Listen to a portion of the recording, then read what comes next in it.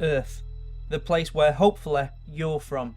Its name derived from the Latin Earthanium, meaning Auntie Mavis. Well, it seems Earth is about to get an unwelcome guest at its front door. Look, I don't want to say it's aliens, but it's aliens. Maybe the Kepler Space Telescope could have given us an early warning. Oh Roley, is that the same Kepler Space Telescope you mentioned in the Deus Ex video? Why yes it is, subconsciously type reference voice. But won't they have to have watched the Deus Ex video to even get that reference?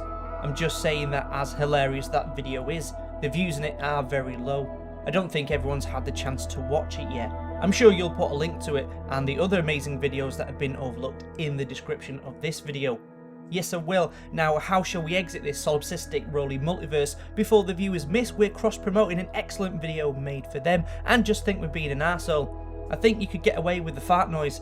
Right, will do. Oh, and next time, can I get some kind of an echoey effect so people can distinguish between the two of us?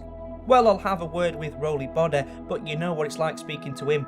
Yeah, all he does is edit videos, wank and play computer games. That toilet humour fart noise marks the end of the weird part of the intro.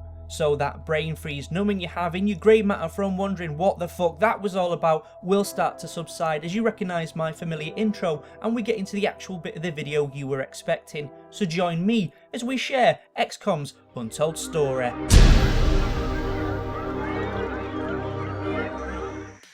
Xcom starts with a fiery projectile entering Earth's atmosphere, striking a part of the road that looks like it's already been decorated by a suicide bomber.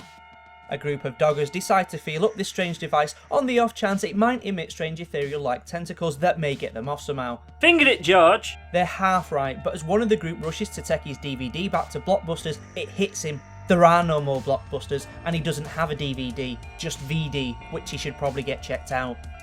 We then cut to Agent 47 telling us we are the commander of a secret global organisation, but unlike real-life globalisation, which is detrimental to nations and personal freedom, pushing its own vision on the world, it's more like an Agents of S.H.I.E.L.D. thing, where... never mind. Your first day trip out on the special bus sees you go to Germany, where it appears there are Nazi zombies with novelty-sized weapons. Even more of a plot twist is the giant throbbing purple head, which seems in control of the man. Before you can answer will my purple head reference be turned into a proper knob joke, the suicide bomber shouts Xcom is great and kills one of the team. What you learn from this excursion is that the alien visitors have the psychic ability to control people. You also now know you must learn more about these invaders if you're to have a chance of defeating them. Now back at your secret commander base, which I'm going to go out on a limb and say is a tree fort in your back garden, you're constantly being hassled by three people. Lead engineer Dr. Raymond Shen, responsible for all the cheap shit made in China, cookie cutter Joe American soldier John Bradford, and defying all stereotypes of Germans since the Second World War, a cold humorless scientist who holds results over the human costs, going by the name Dr. Valen. We'll focus on her for the subject of this video because it'll keep things on track. Essentially, Dr. Valen, who we'll affectionately refer to as Val, sends us around the globe gathering artifacts and specimens to examine. We get Meld, which is a substance made up of billions of cybernetic nanomachines, enabling us to marry organic and mechanical components together, which is the ingredients you need for a badass mecha robot warrior dude if you were wondering.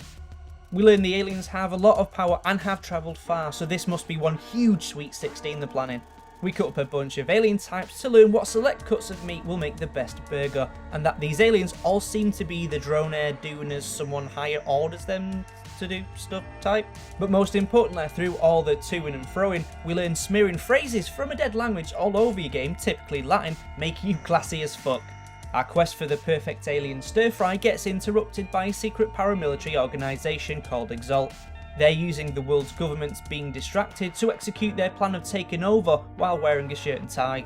Now Exalt turn up at various points to spoil your alien spotting hobby, but intriguingly enough can't be taken alive, instead opting to overdose on a syringe full of Marmite. Oh, it's fucking Marmite! You do end up capturing what turns out to be an Exalt member and asking him kindly for information. At one point your super secret sleepover base does come under attack, and it's unsure how this happens, as mind control is used in what seems to be a one-off deal to make it happen. Now maybe this captured Exalt member has some hand in it. You attack an alien base and find out the base's commander has psychic powers, something we the player already knew after seeing old Bell and Dead at the beginning of the game. Pew! Your actions of capturing aliens and their tech has been paying off as you play, allowing you to upgrade your soldiers to become something even stronger. It's when you unlock psychic abilities for your troops that things step up a notch after your most powerful psychic soldier, known as the Volunteer, touches the alien novelty plasma ball.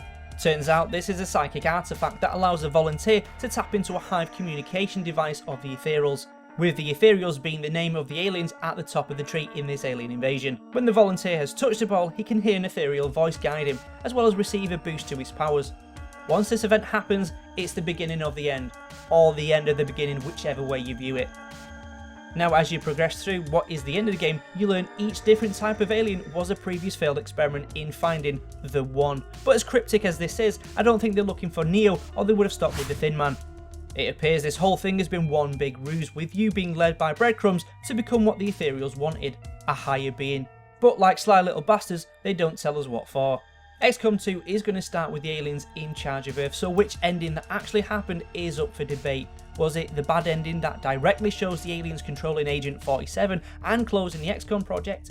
Or the supposed good ending that saw the Volunteer save Earth from a black hole by breaking the alien ship into Lego pieces, not before he teleported to safety as confirmed by one of the game devs? Or was it some hybrid of the two? Now, I want to go over some of the themes we've seen that might give us a hint of what to expect in XCOM 2.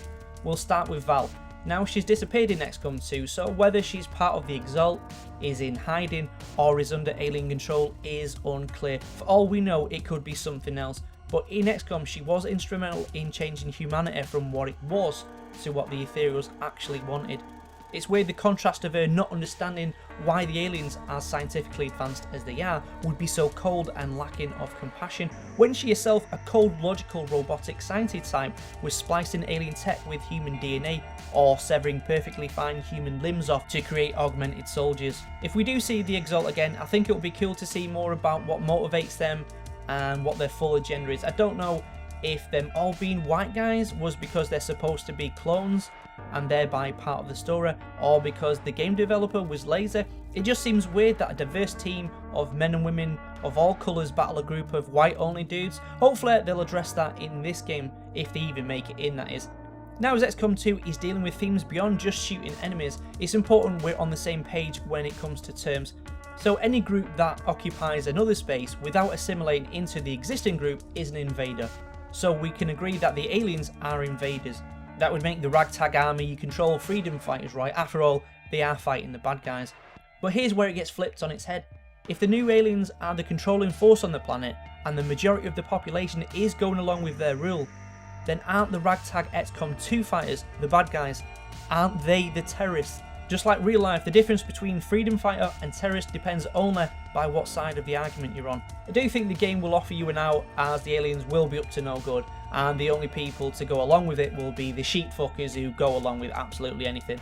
You know, the tight open-soled sandals around a campfire singing Kumbaya with that glazed over Village of the Damned look in their eyes. You know, globalists.